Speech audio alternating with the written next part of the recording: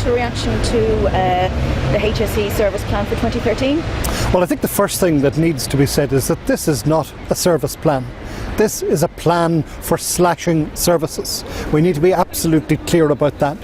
The signalled 721 million of cuts has now been given effect in what the Minister has published this morning and the HSE. And I think we can't divorce the Minister from absolute responsibility in this. The most worrying aspect of it is that 323 millions of the 720 odd millions will actually be taken out of primary care expenditure. And that's an absolute disgrace when you consider that this government have lauded and applauded themselves since taking up office at the beginning of 2011 on their commitment to primary care, and this Minister in particular has made much of it.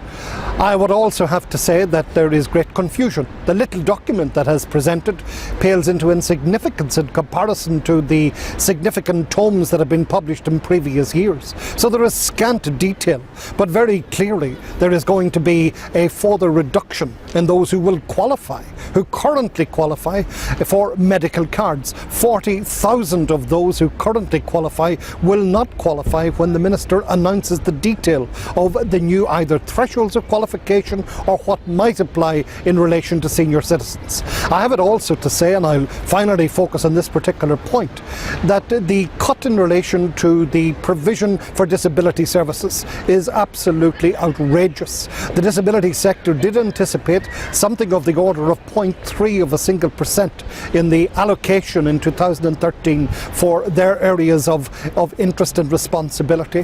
However, we look at a situation 4 times worse than that, with 1.2% cut in the overall budget for disability services. This is absolutely disgraceful, and it further underscores that Minister for Health, so-called James Reilly, is not presiding over the health services. He's working with others in an ongoing endeavour to continue the rollout of austerity measures irrespective of the consequences.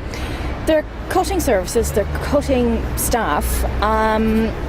We know from last year and the year before they haven't been able to stay within their own budgets. How do we know they're going to do this year? Well, there's absolutely no guarantee. In fact, the expectation will be to the contrary. I mean, the Minister protested throughout all of 2012 that there would be no supplementary budget. The Taoiseach himself on the floor of the Dáil made this point repeatedly, yet at the end of the year, within the last weeks, in fact in the week of the budget for 2013 itself, they passed a supplementary estimate of some 360 millions.